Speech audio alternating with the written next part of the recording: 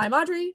I am starting an interview section for Willow Wraith Press where I interview authors, and it's going great.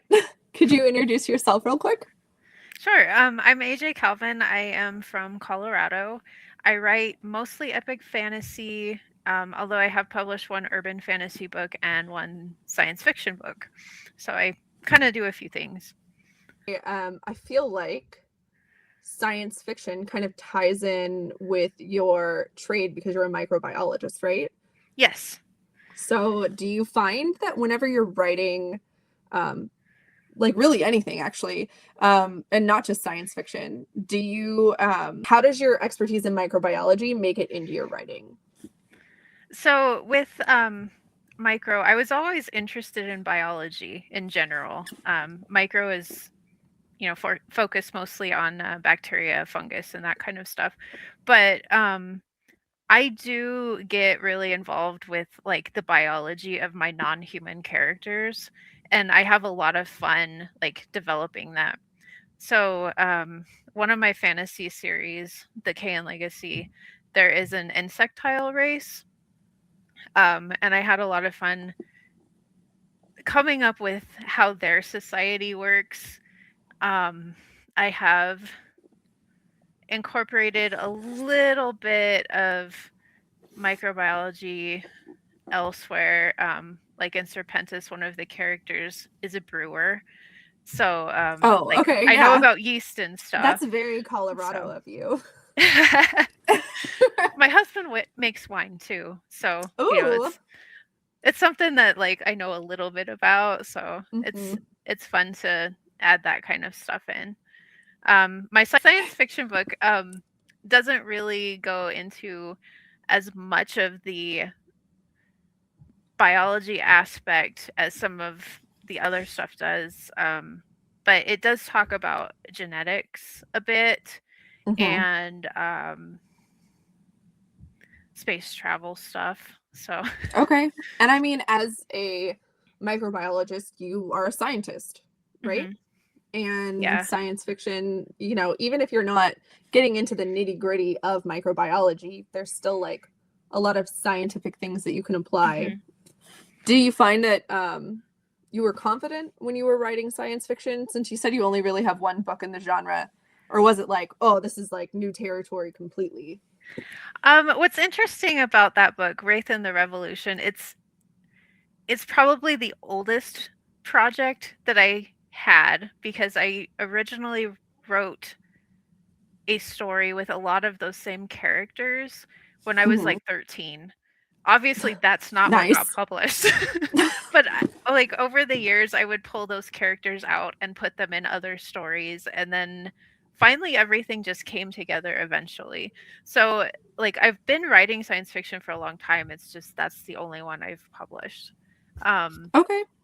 but it was a lot of fun. So, Yeah.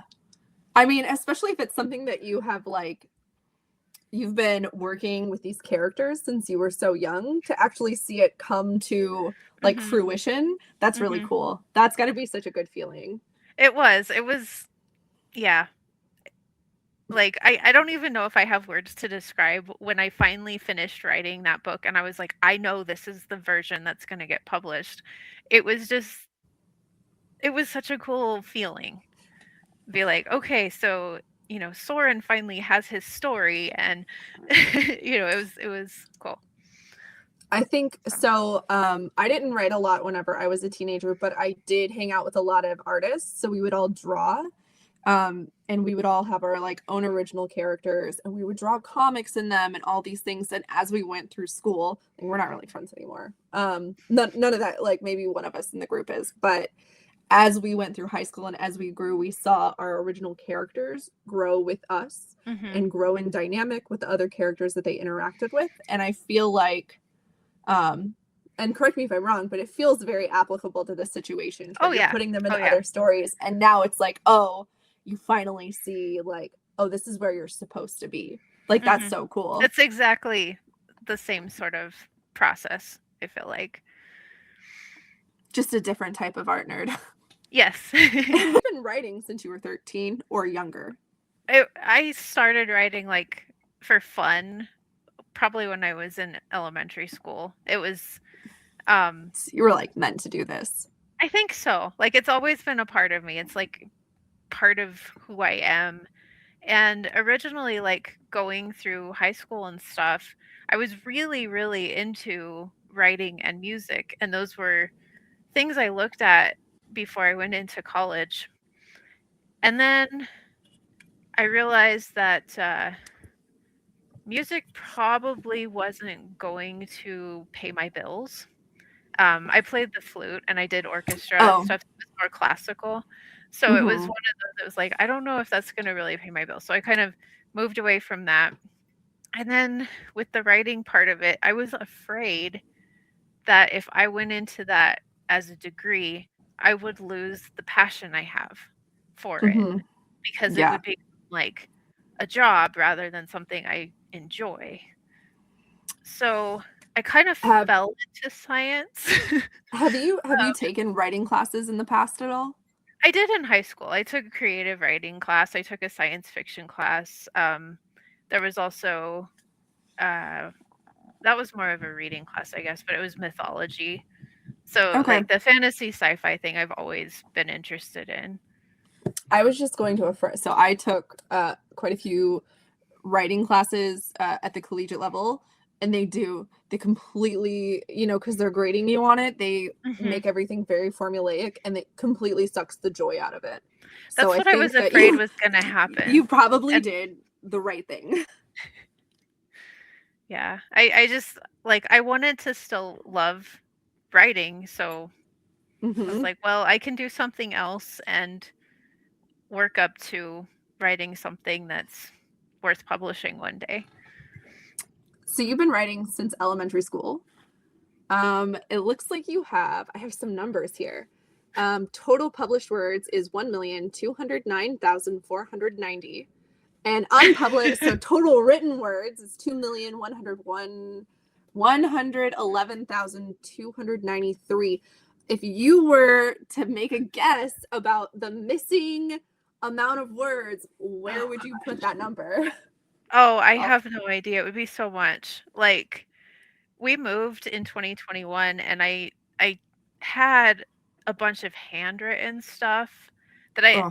like I had a couple boxes worth of stuff. And then I don't know how many files on my computer, things that like I've started and decided, okay, this isn't working. I'm just gonna put it aside. Um, I honestly have no idea. It would be so much.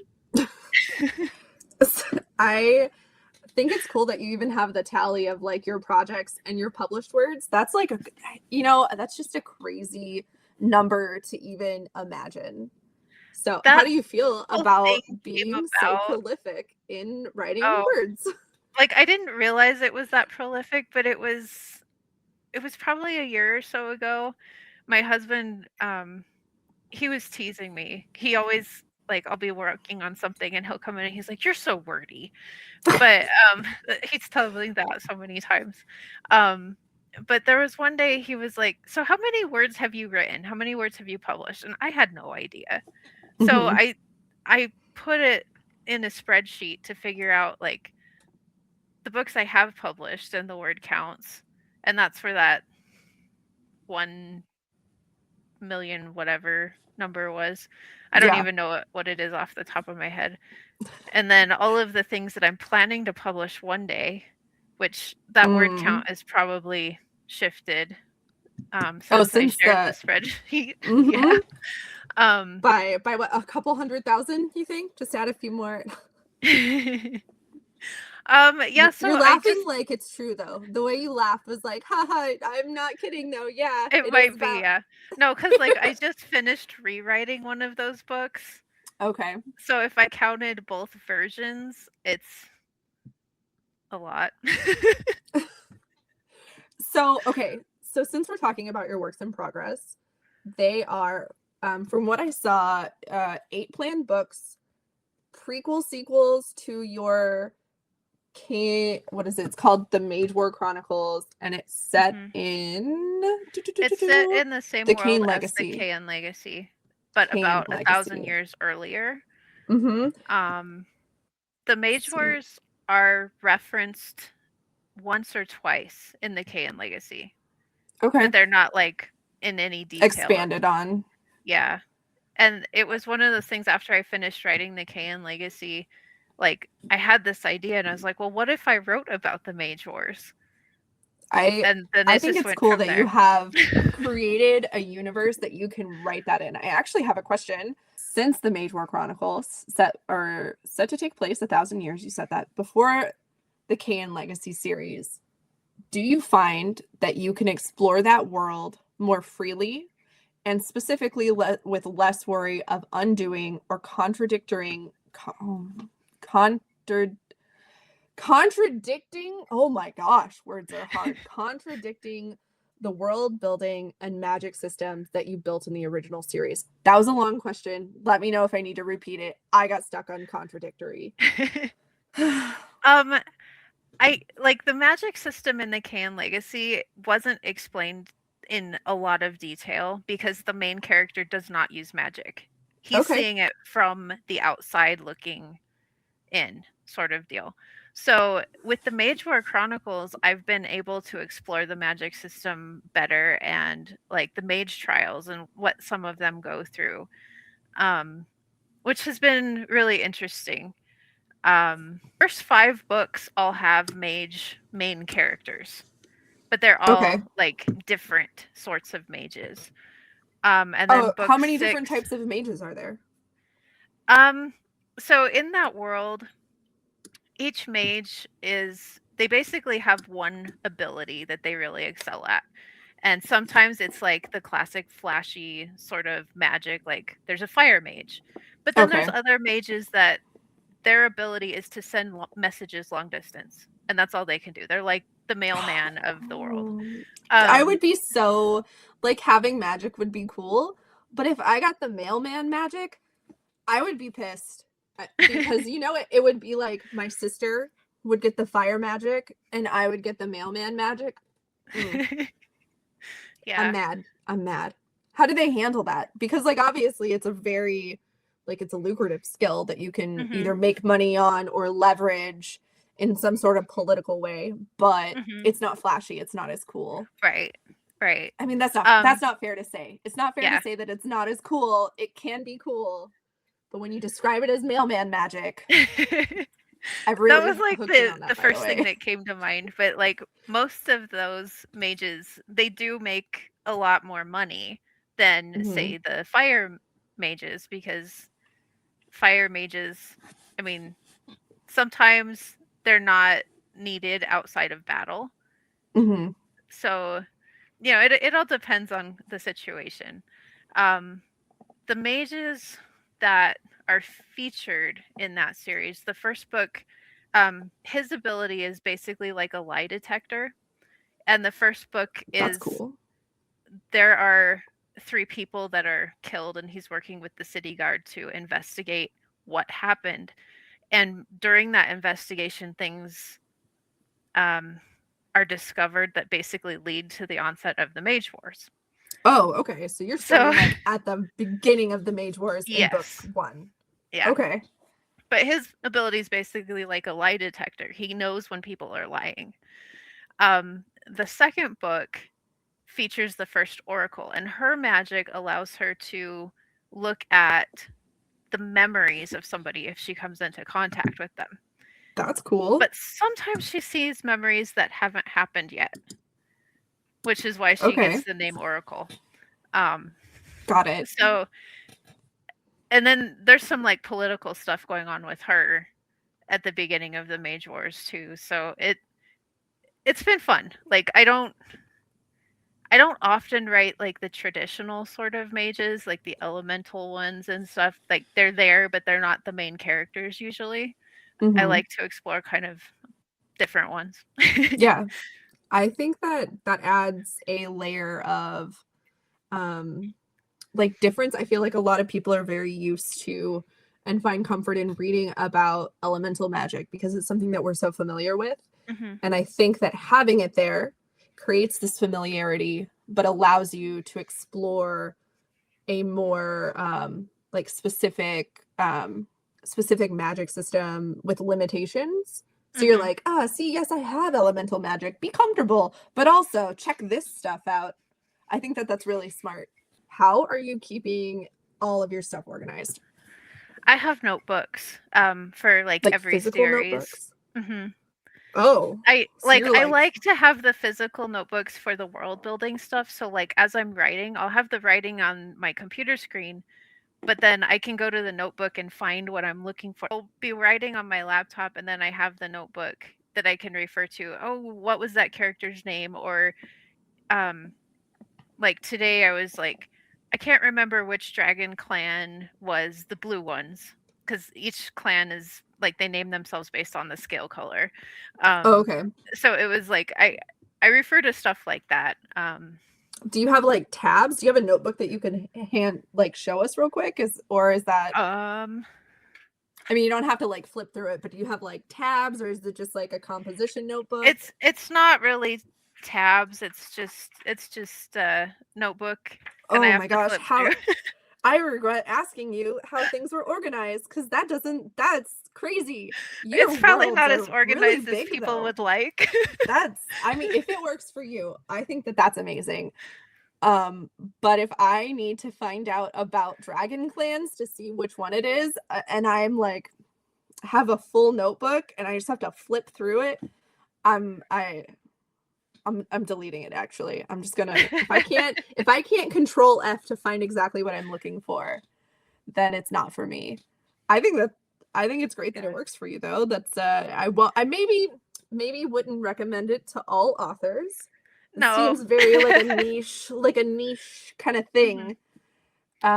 Yeah, I started But with the notebook system way back when like I was in middle school and I would write down mhm. stuff, but I didn't have access to a computer all the time. Okay. Um, when I first started writing stuff, we had a computer in our house, but it was running MS-DOS Oh, and yeah. So cool. it was old, and it Yeah. wasn't until I think it was my sophomore year of high school that we got our first Windows computer at home. So it was like I was just used to handwriting so much by then that like it took me a long time to get used to writing regularly with my laptop. Mm. Do you find that when you write stuff down, um, like you handwrite stuff, do you find that you remember it better, or that you have like more of a connection to your story because you kind of, it's like physically writing it down? You know what I mean? hmm I can clarify if that didn't make any I'm sense. not I'm not sure if I remember it better. Um, I do I do notice like if I'm handwriting an actual story, I don't skip words as often. I have a bad habit of like I'll miss a the or a to or something when I'm typing because I'm typing so fast sometimes. But when I'm Humble handwriting, like it brag. forces you Okay. to slow down a little bit. Um so I don't catch that, but I also really don't like transcribing everything to type form after I've written it. So I've gotten away from handwriting for the most part, except for like world building notes. Okay. Since you are coming back into this universe, do you think that you'll continue to build and explore in-world projects outside of this saga? Yes. Okay. So Yes. this sounds like you Um, already have something kind of, I have some like vague notes of an idea that I want to work on at some point. okay. Um, and it would be taking place even before the Mage War Chronicles. Yeah. Um, but I haven't like fleshed out exactly how I'm gonna do that story, but I have ideas and I would like to work on those at some point. Is it something that you introduced? So you said in the Can series that you had mentioned the Mage Wars, and now you're going Mhm. back to the Mage Wars in this like this saga that you're writing. Mhm. Um, this idea of a thought that may come to fruition. Is this something that is mentioned in the Mage Wars, and you're like, ooh, I want to explore that later? And you're like, oh, I'll just put a pin in that. It's vaguely mentioned in the Cain Legacy as Okay. sort of like a mythology bit that they're talking about because nobody knows like the truth behind what actually happened. And I was like, I could write that sometime. I think it's cool that you're taking things that happen in the original series and then expanding on it, because that makes it really accessible to your readers. If it's something so they can go from the original series and they can go to the Mage War Chronicles, or they don't have to read the Mage War Chronicles. They could go to this other series. I think that's so smart. And I love world building. I love whenever you can get really intricate down into the nitty gritty of a universe that's just come out of somebody's imagination. I am always so impressed, and I love stuff like that. Also, I love history. So any of those those little spin-off history books that people write, and people are like, I don't want to just read a history book for fun. You're not the target audience. I am. Right. I want to read a history book, a fantasy history book. I want to do that. That's me. There's an audience out there is what I'm getting at. Yeah. It's not the first time I've done something like that too, because my other series, The Relics of War, there's mention of the Serpentis in that, and that's what spawned that book. I was like, that's a piece of the story that isn't really in the trilogy. It's mentioned, but I want to share that story too. So, has your experience been in the SBFBO 10, the acronym 11? yes. Right? Yeah, okay. Serpentis is in 11. How's your experience been so far? Well, so far it's just been a lot of waiting. I know which judge has my book, and so far there's only been one review from that judge, but it's early on. They have until end of June, I believe, to make their final decisions on who moves forward. So I was in SPFBO 8 with the Moon's Eye, and that year, I feel like that was the year before that competition really took off and got super popular. But I did have a book in it that year, and I had a pretty good review. They just didn't move it forward. So you said that was the Moon's Eye? Yeah. So okay. Do you also have the Talisman of Delucia? Yeah, I don't have a copy of it sitting here, but yes, okay. That's the second book, and then the third book in that series is War of the Nameless. Okay. You originally printed those under a different press, or like you didn't originally self-publish those. Right. What happened? So so back in, when did we do that? I want to say it was 2008. 2008 and 2009 is when those were originally published. Yeah, so we published those, we being me and my husband, because he sort of gifted me that publishing deal, and back then I didn't know what to look for and what to take note of as warning signs.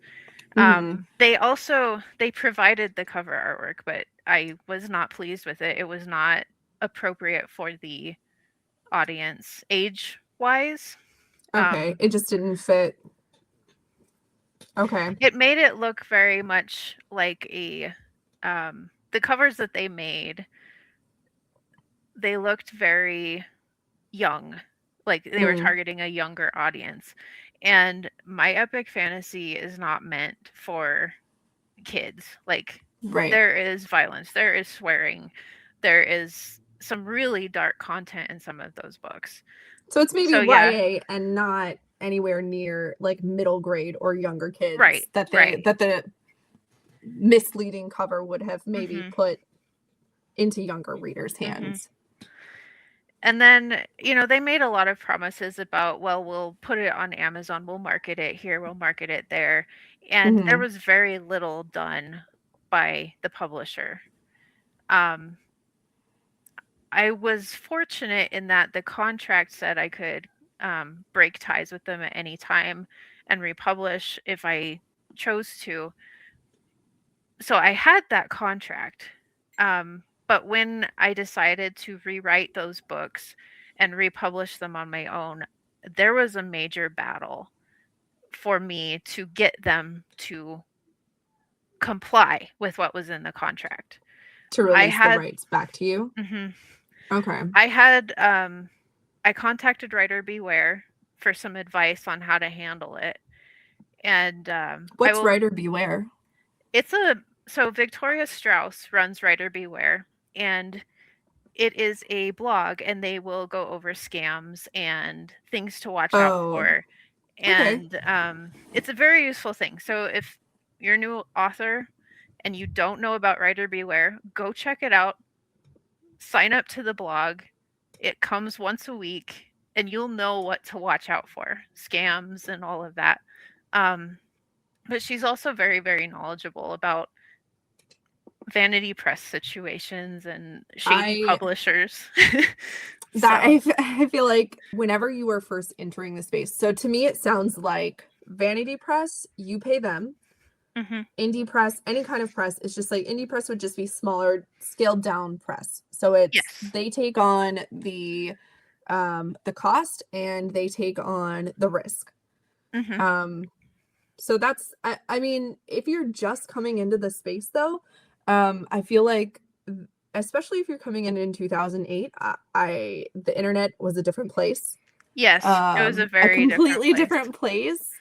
And I don't know how big the indie community was back then. Yeah, Um, I don't so remember it being much there. And then it was 2020 when I was going through and trying to get all my rights back and stuff. okay. And like I know the pandemic was a problem for a lot of businesses, but like I had spoke to them on the phone about getting my stuff back, and they told me what I needed to do and the paperwork I needed to submit, and I did that, and I didn't hear anything. And I Mm, didn't hear anything, and I didn't hear anything. So I started trying to contact them any way I could. They wouldn't answer the phone. They would not reply to emails. It was super frustrating. And that's when I went to Writer Beware and I was like, I don't know what to do. mhm, And she gave me some things to try. And what eventually got them to contact me back and actually get my rights reverted was when I contacted the district attorney in the state that they're based out of and filing mm. um, The fact that it that had to go complaint that with the far is DA. insane. Yeah, filing the complaint with the DA is what finally prompted them to do what they had put in the contract originally. Do you think they were just trying to wear you down? I think They're so. like, if we make her jump through enough hoops, she'll just drop it. Yeah. But I And was determined to get the rights back, and because good. I had already rewritten the books and I Hmm. had commissioned cover artwork, and they were supposed to, you know, let me break ties whenever, and Yeah. they I'm sorry obviously that you didn't had want to to. go through that. I am so Yeah. sorry. I am so sorry that that has been an experience that you have had. Um, Mhm. but it hasn't stopped you from writing. You've No. clearly um, kept trucking through that, which I think is amazing. I know I got scammed on Facebook one time Mhm. for like $200, and Oh. I felt like sick to my stomach because that had happened to me. Um, and it took me a little while to be like, people do this for a living. People scam people for a living. This Mhm. is what they do. They know the words to use. But it didn't erase immediately. I had to do a lot of talking to myself. I'm sorry. This is like not even in the same realm. I'm trying to just say like in an increment amount. I understand Mhm. the the baseline feeling of like, oh, I can't believe that happened. Yeah, I was so But angry and frustrated for a long time, and but now, like, I can look back and I was like, it was a learning experience. I know what mhm, to look for, I know what to avoid, and I am more than happy to warn people against following that same path because I've been down that way and it's not fun. So if right. I can help other people avoid that, I will do my best to do so. I'm sorry that you had to have that learning experience, and I mean, like, thank goodness you're sharing the experience so other people don't have to. But I wish you wouldn't have had to gone through it in the first place. I'm sorry.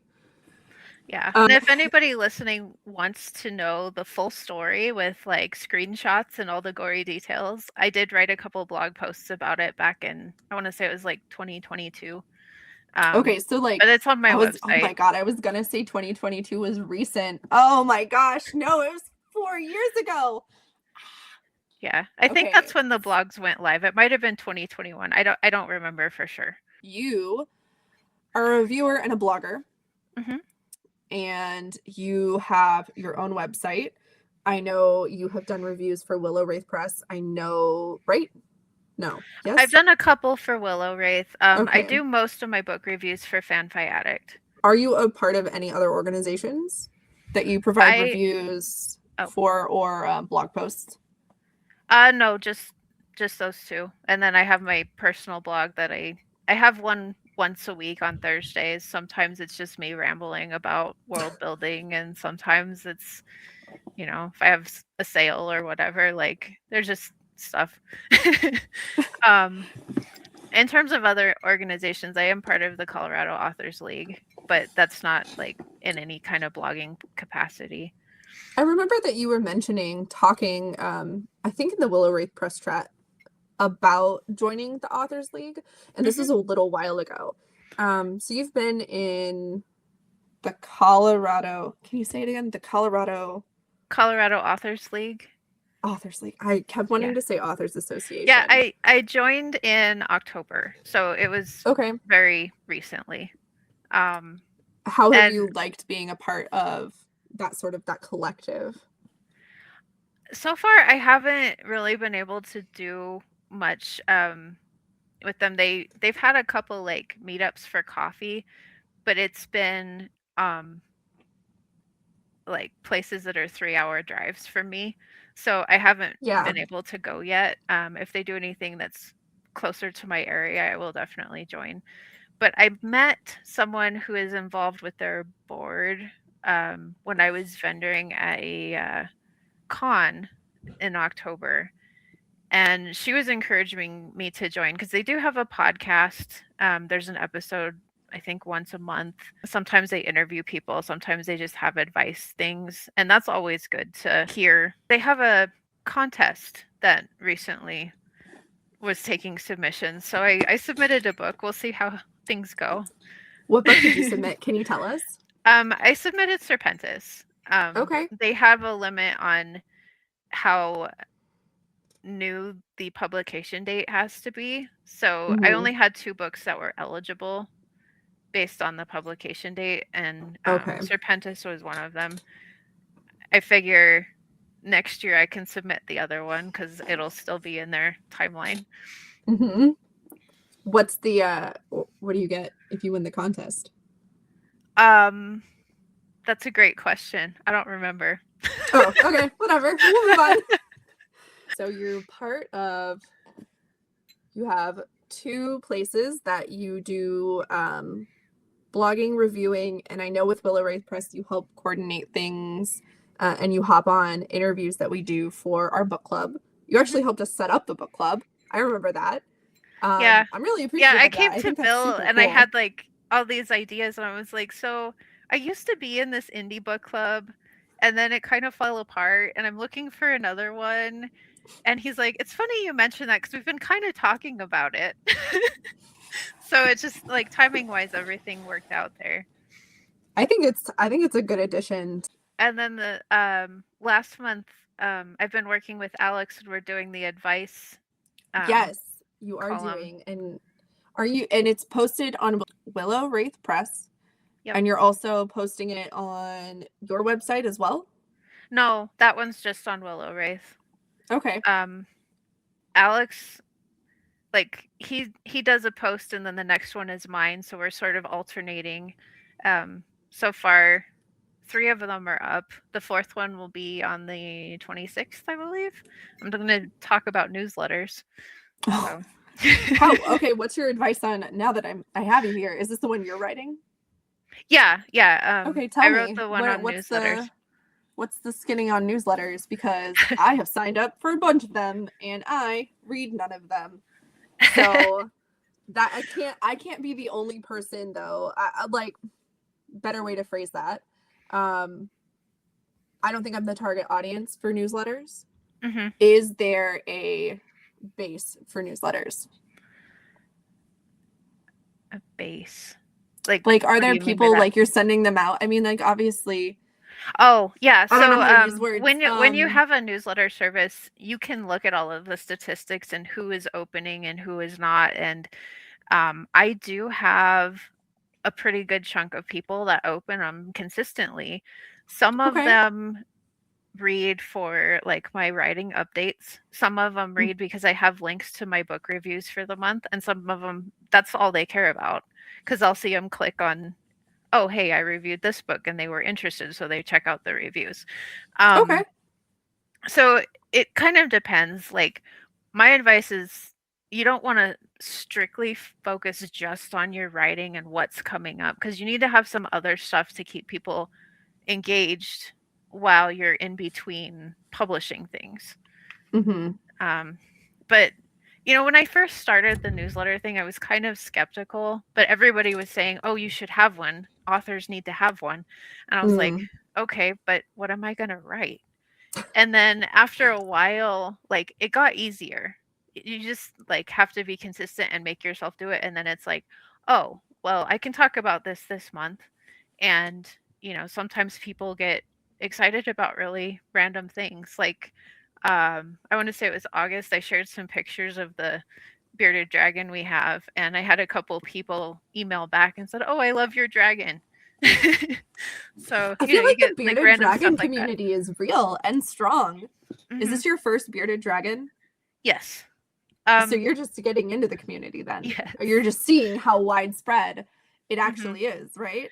We've had ours for a little over a year, and Mm-hmm. it was one of my husband's employees that had him previously, and they had a situation where they didn't realize their landlord had a no reptiles rule, and they Mm. were told, "Get rid of the dragon or we're going to evict you." So they were scrambling to find a new home, and my husband was like, "Well, we can take him."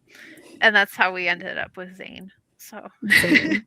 Did you rename him or did he come with the name? Um, they had given him a name, and I don't remember what it was, but it was a food item, and I thought that was Oh, silly. I don't I like to name pets after food, so okay. I named Zane after a dragon in one of my books. Oh, that's sweet. He had a pretty rough winter. He's doing Hmm. good now though, yeah? Yeah, he's doing good. Um, I it remember. wasn't necessarily like he had a rough. Well, I guess we had the power outages. Yeah. That's what I was referencing. I guess Yeah. he didn't really have a rough winter because you guys had backup power for Yeah, his we heat had lamps. backup power for him. He he didn't know how close he was to having a bad No, winter. he didn't. Oh, you guys are such good dragon parents. Oh. Yeah, my husband bought the backup batteries, because, like, we have the overhead power lines, and it's been getting more and more of a problem where they shut off our power if it gets really windy. So Mm. we have one for the dragon, we have one for the aquarium, and he had one for the furnace. We have an extra that he could put on the turtle tank if we need to, but the turtle's okay at room temperature, so she doesn't care as much about being warm. Yeah, not quite. Turtles are what, amphibians? Are they in the amphibious They're family? reptiles. Are they? Yeah. Are frogs the only amphibians? I I don't. think salamanders are amphibians. I might be wrong. Oh, I should probably know that. Salamanders are a big thing up here in Washington. You're probably right. I think you're right. I am getting off topic. It's all good. Oh, okay. Can we go back to talking? I had one question about microbiology that I really wanted to ask, and we kind of Okay. glazed down to it. We kind of segued into something else. So what are some tips that you would give to authors who want to include aspects of like microbiology successfully into their stories, and especially if they're not experts in that field? So how could they write it convincingly without becoming experts? Hmm. That's a really good question. I guess it depends on how in depth they want to go and like what branch of microbiology they want to look at because like fungus is so very different than viruses or bacteria. Mm-hmm.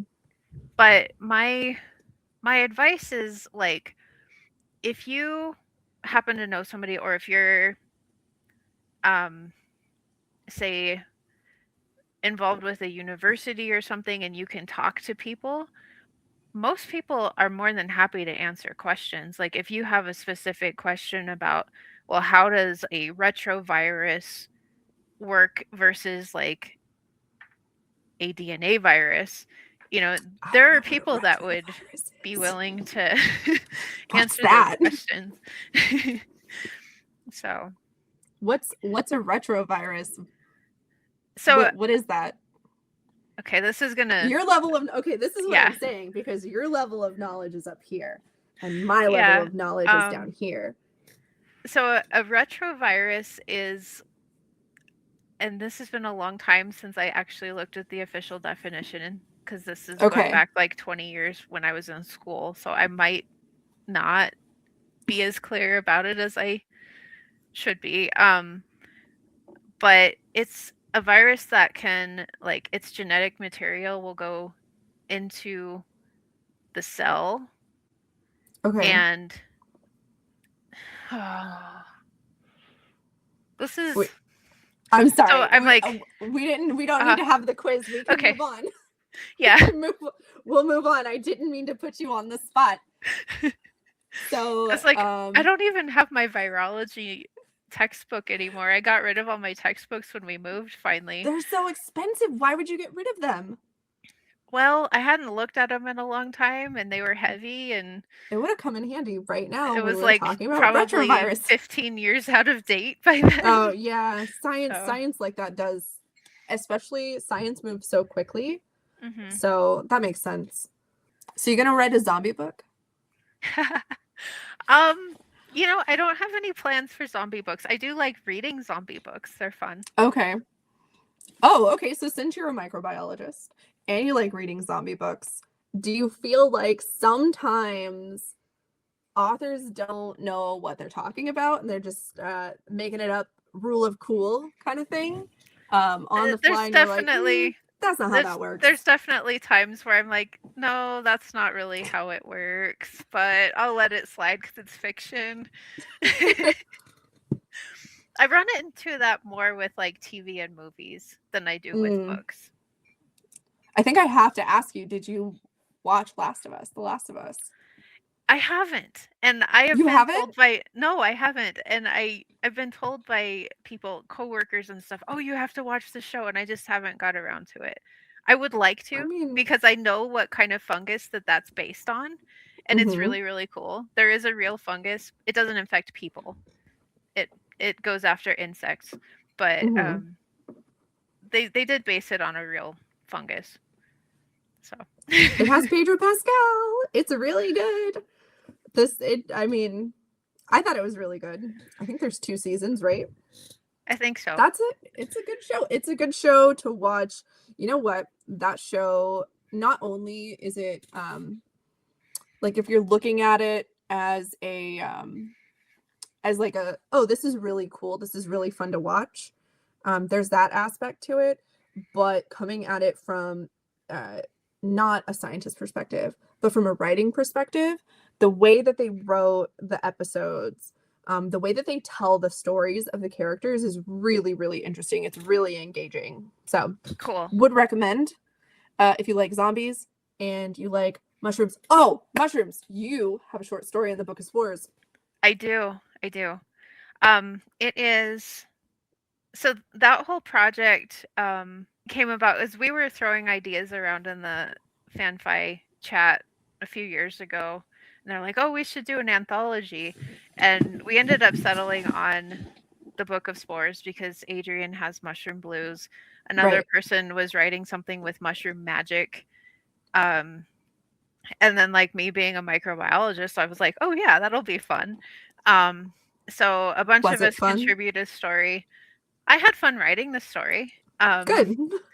The Kickstarter was really stressful for me. Like, I Ooh. have never done that before, and there was a lot of like really sudden deadlines. But the Kickstarter was successful, and Yeah, it got funded in like 10 minutes, right?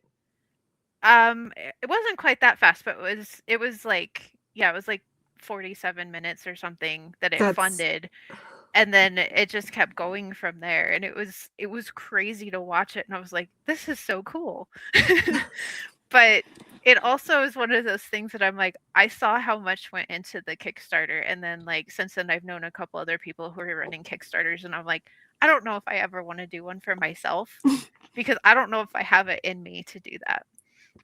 I'm sure you have a support system behind you that would get you through the Kickstarter. They would get you. And the way, especially if you're going to put out like the saga in all of this world building, I know that there's probably a lot of good material there for Kickstarter merchandise. Probably. That's okay. I don't ZB know Steel will if bully you into it. Don't worry. Bill didn't want to do one either, and here we are. That's true. My husband's been trying to. I have a duology that I'm planning to start publishing next year, and he's been kind of trying to hint that I should do a Kickstarter, and I'm just like, I don't want to. Oh, the Fontaine Company. Is that how you say it? Yeah. Great, the Fontaine Company, and it's fantasy. Yes. It's Okay. more of a. It's like a cozier fantasy, but set kind of in a modern type world. It's not like an urban fantasy because it's not set in our world, Okay, but that was going to be my question. they have some technology that's similar. Like they have the equivalent of cars and the equivalent of cell phones, but it's all powered by dragon tech. So it's like That sounds running cool. off of magic. Well, I think that's a really cool avenue to explore, though, because a lot of the times when we're talking about dragons and stuff, we're looking at like medieval fantasy or Mhm. like no tech fantasy, or even if there is tech, if there's like stuff, it's usually like ultra cozy and you don't get into maybe the more nitty-gritty stuff. Mhm. So seeing this, okay, I'm gonna make a comparison and I need you to just stick with me, and I don't know if you've seen it, but there is this movie on Disney called Onward, and I it have not is seen set in a fantasy world, but it is basically where we are now. They have cell phones, they have cars, they're completely modern. it. Yeah, it's And it was similar really that. interesting. So I think that I haven't, and before that, I haven't really seen a lot of stuff in that genre. So I think that would be really cool and really different. What spawned that duology was my husband and I were talking. It was around Halloween a few years ago, and he was watching some. It's not the Ghost Hunters show, but it was like an Irish version of it, and I don't remember the Okay. name of the show. And I'm kind of a skeptic about that stuff, and I'm just like, it would be really cool if like they actually saw something instead of, oh, look over there, and the camera finally turns and you don't see anything. That happens a lot. And then I got to thinking, I was like, so what if I had a fantasy ghost hunting crew? Oh, And then I need this right now today because I was sold before. I'm seated. I'm ready. Give it to me. This sounds fantastic. yeah, but your comment about the dragon is he's like their tech guy. He invents the gadgets they use to track the ghosts. Oh, So, okay. So he's making like magic camcorders and stuff. Is yeah. it, you said it's cozier, but they're ghost Mhm. hunting. So like, The how do you main balance it character being, that's narrating the story is a ghost, and he oh, ends up getting recruited as their paranormal expert. do they know he's a ghost? I mean, maybe that's a reveal that happens They later. do. You don't have to They tell do. me. Okay. It's just not all of them know he's there until later in the story. So there's a necromancer who can see him. Okay. And then like with certain gadgets the dragon makes, he could be visible through like the lens. But This then there's sounds other characters so like they fun. don't have the ability to see him. So, he'll randomly move their stuff or Over here. Over yeah, here. it was a lot of fun. That's it sounds like there is an opportunity for like some really organic humor to make its way into this book. I am ready for it to be out. Please send it to me. I am your target audience for that. That sounds just like a blast to read. It was a lot of fun to write. I hope people outside of my beta team who have read the first book, and I just sent the second one to them last month, but I hope other people like it as much as they did. Are you gonna do a rapid fire release? Are you gonna like I'll release probably one and then release 6 them months about later? 6 months apart. Yeah. Okay.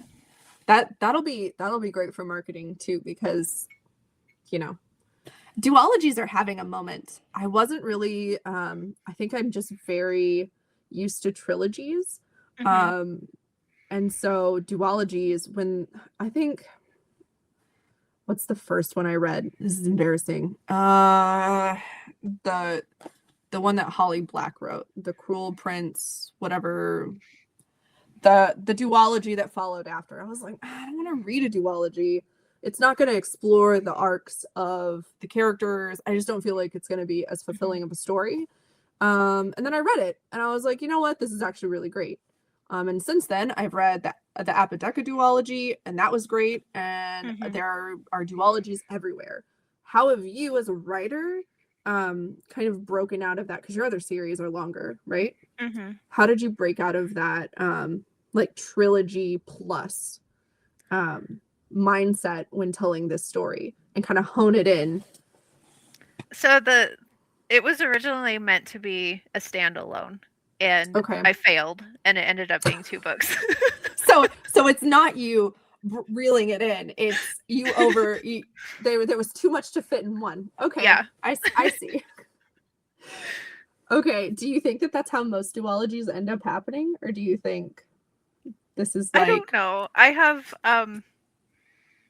I've gone into like a couple book projects where I'm like, this is going to be a standalone. I've actually managed to have that happen. But most of the time, like the K-On! Legacy, I was originally planning to be a trilogy, and it ended up 4 books because I couldn't do it in 3. So I've just learned to like accept the fact that sometimes they're going to be longer than I'm planning, because there's too much to fit in the space I think it will fit in, if that makes sense.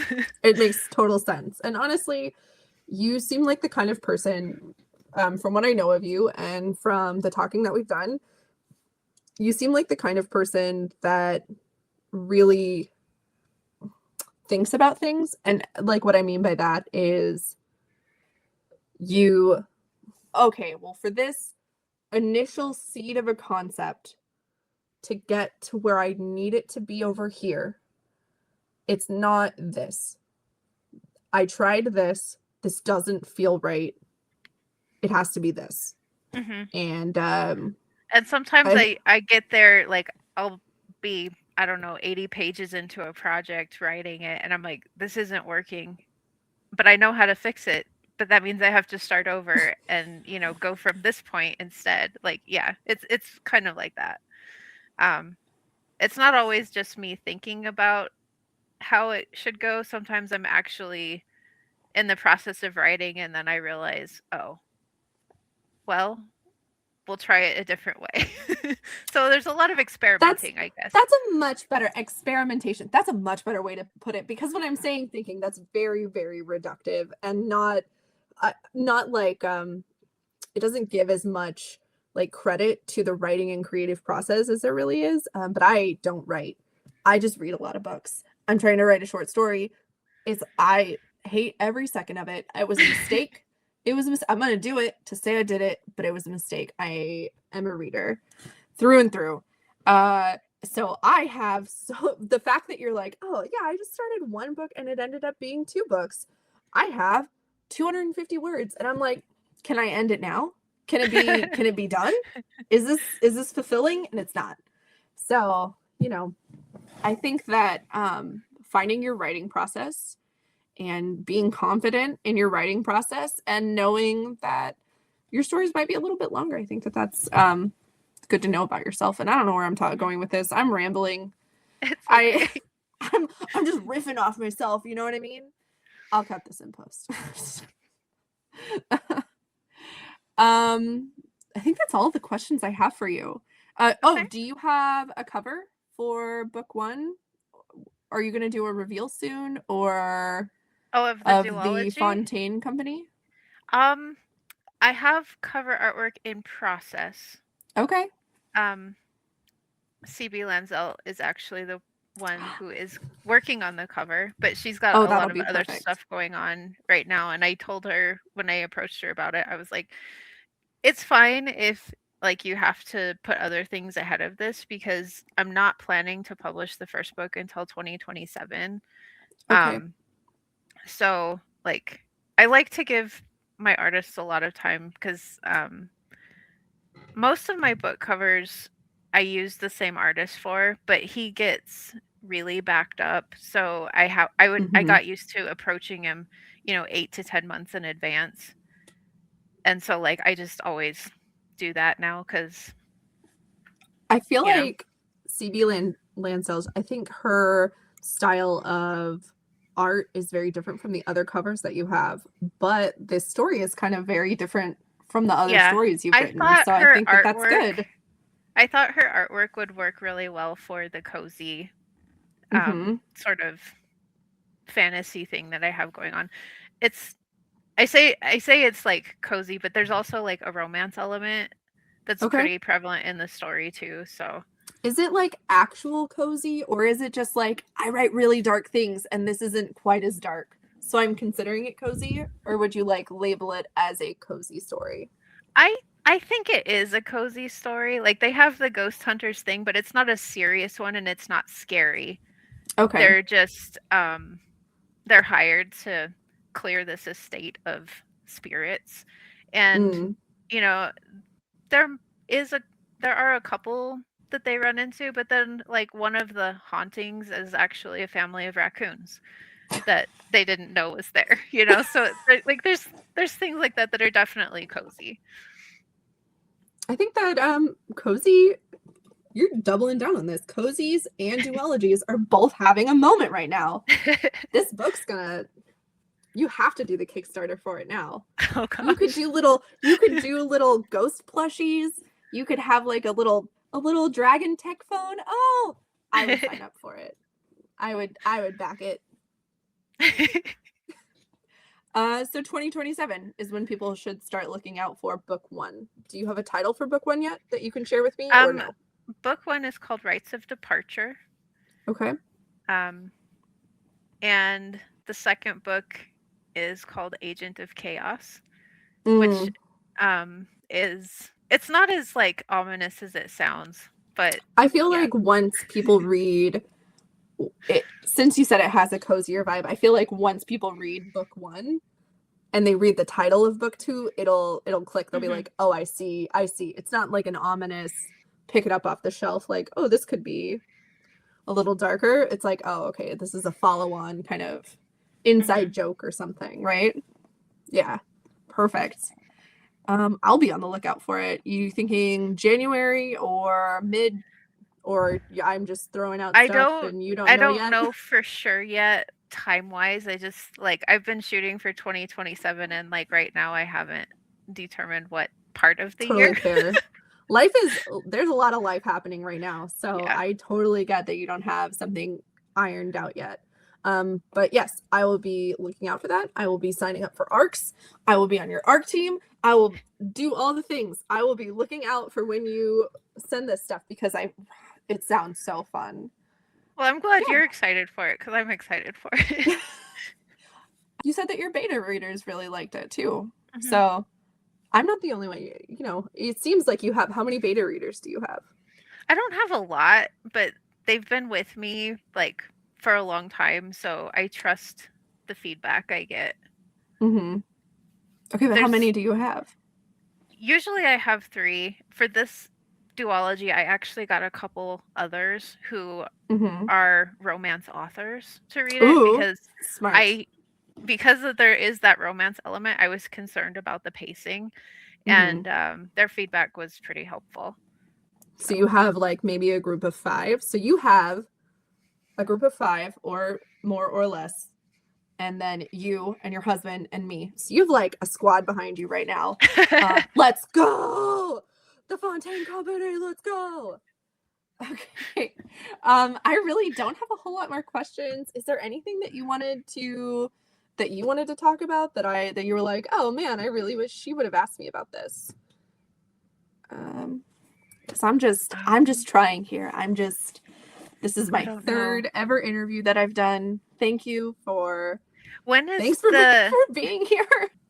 I don't know how to end this, so I thank you so much for being here. Thank you. And it was really good. I had a lot of fun talking with you. It went smoother than I thought it was going to be. I thought I was going to be this amount of awkward, and I was this amount of awkward, and I think that is progress and success. Thank you for being so easy to talk to. I really enjoyed this like one-on-one that we got to have. Well, thank you.